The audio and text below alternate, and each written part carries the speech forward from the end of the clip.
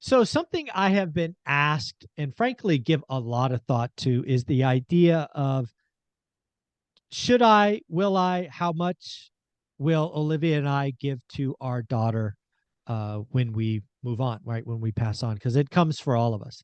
And Dion from Dion Talk has earned financial freedom. He has three lovely children doing great.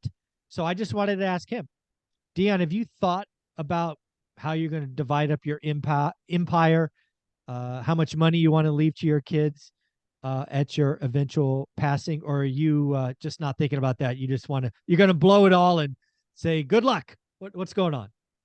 It's a great question. I like it when it comes up. I have two sarcastic answers that my kids are aware of, and then kind of a real way of looking at it. So the real answer first, so that I don't delay it with sarcasm. But the real answer is, I don't want my kids thinking their retirement depends on me passing away, right? Oh, So yes. I always forget which one it is, but it's a sports ball player, one of the really tall ones, that said, my kids aren't rich, I'm rich. Yeah, Shaquille O'Neal is famous There you for go. saying Okay. that quote. So thank you for that. I should write that down because I Yeah, always forget. Shaq told his son, "You're not rich, I'm rich." Yes. Right. Exactly. So that's kind of the reality of it. Yes, at some point when I'm not here, this is generational wealth. It will go to my family for them to probably sell and blow, because we're, most wealthy families are broke within 3 generations, right? So that's probably going to be the trajectory there. I don't think I have the capacity to teach great grandkids, right, to do that. So, but here's the two kind of sarcastic but real things. The first is, it's one of the reasons why I don't have life insurance. I never want to be worth more dead than I am alive, because my kids would kill me for a slice of pizza. So again, goes back to not wanting them to think that me passing away. My brother retired with 10 paid off rentals, and his kids, my niece and my nephew, loved them both great, really delayed doing anything with life, because in their later teenage years, I actually remember having conversations with them where they were like, yeah, I'm gonna get all my dad's rentals. Well, I'm like, so here's the first part I want you to think about, that if that's something that's gone through your head, if your parents own rentals or if you have kids. At what age did you invest? So I was in my 40s, and my kids are in their 30s. So if I make it to 80, they're going to be 60. Right.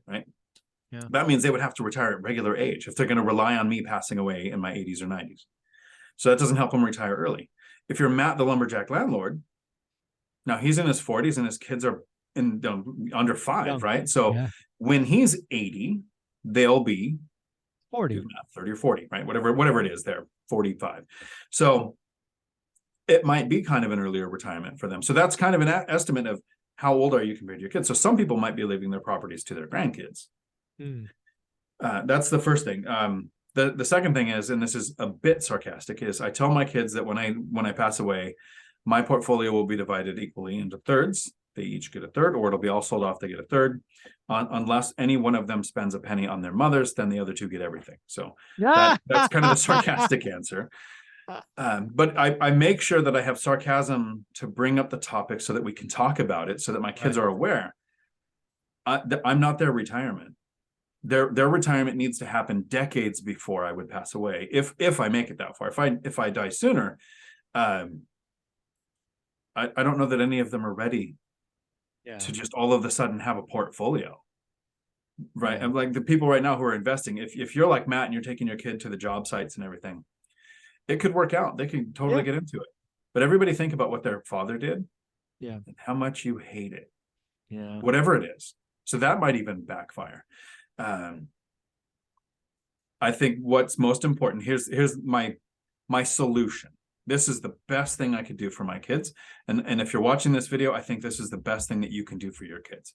And you might be one of those people that, you're building generational wealth for your kids. And I don't even want to recycle, because that just leaves a better planet for my kids. And what have they ever actually done for me? But here's what I really want to do. My goal when it comes to my kids is to not become a burden when I'm older. Yes. That matters more than what I think that I'm going to leave them. And Cody is awesome. Cody and Christian, one of the reasons that they talk about wanting to reach financial freedom is Cody wanted to retire his mother. if you're a kid and you're growing up and your goal is to retire your parent, imagine what Cody's energy could be spent on if that wasn't even a consideration. I'm not saying Cody shouldn't do that. I'm sure he loves his mom and he's doing it, right? So it's great. But if his mom, and so us in this situation, the age bracket there, have our own retirement, I don't think that a kid should be growing up thinking, how do I retire my parents? Yeah.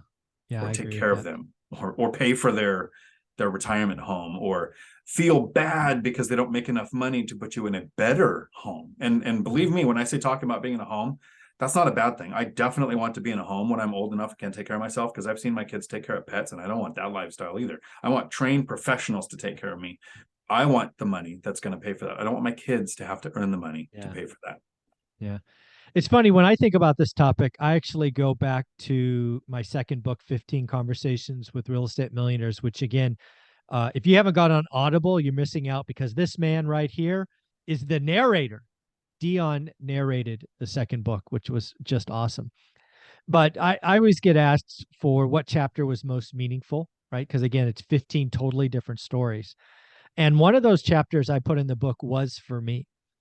And it was a lady, as I recall, in her late 70s, who had built a portfolio about the size of Olivia and I, and how she has kind of spent the last 8 years or so unwinding it. I think I think in the story she talks about having one or two left, and they were just about being sold.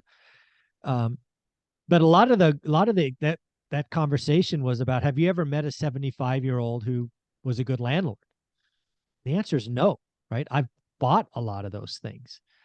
And, so to kind of that chapter was, and again, I wrote the book and I've gone back and read that chapter repeatedly, because I know there's a time, probably in the next decade, where Olivia and I will trim the portfolio purposefully.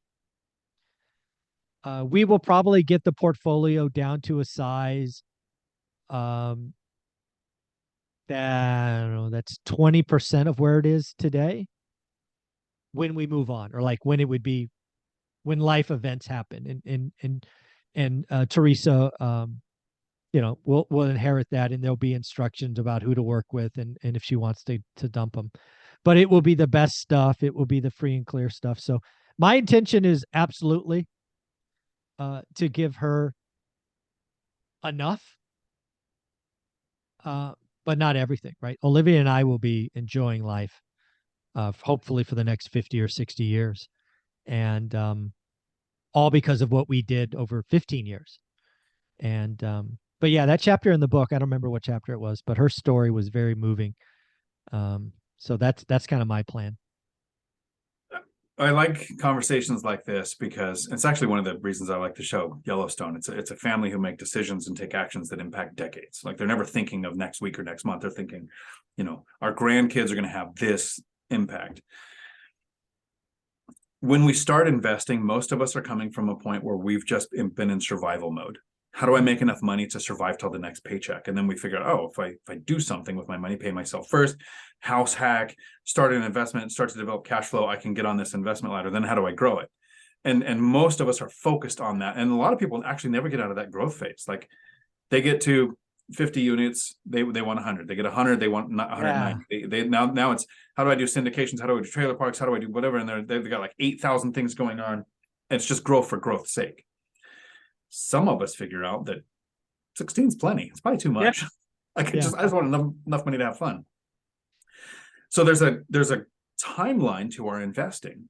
And when it comes to that thought process of, I like that chapter too. You get into your 70s. Would your kids benefit from getting an entire portfolio that has some rehabs going on and some flips going over here? And it'd be a burden. Yeah. The cherry picked, paid off, tenant in place, probably property management, and you just go kind of, here's how this works. And of course, they've known you their entire life, so they have some idea of how that works. And then I'll wrap up with what my kids tell me is actually going to happen with their retirement, with their inheritance. Oh, I look forward to it. They say, and they actually tell me this all the time, they know what kind of person I am. So when I'm 80, I'm going to marry a 20-year-old, and none of them are going to get anything. So, so they say my next ex-wife hasn't even been born yet. But My next ex-wife hasn't even been born yet. so that means that I've got in my kids' minds, Oh, that's funny. they have to be self-sufficient. Yeah, I They like know it. that it's entirely possible that when I'm 80, someone else might get the thing if I remarry, right? But not today. And luckily it's always today. But That's that funny. means that they are out there developing their own lives, getting their income. My son took care of $54,000 in bad debt within 1 year, and he started saving for his first duplex, and then a Disneyland trip and a Subaru and a couple of other things have delayed him, but I will It's coming. knock that out of his head soon enough and get him on the property ladder. And I'm not sure about my daughters, but they might at some point. But they know their retirement's not coming from me. There you go. Dion, where can people find you? Right here on YouTube, Dion Talk Financial Freedom. Awesome. Thank you so much.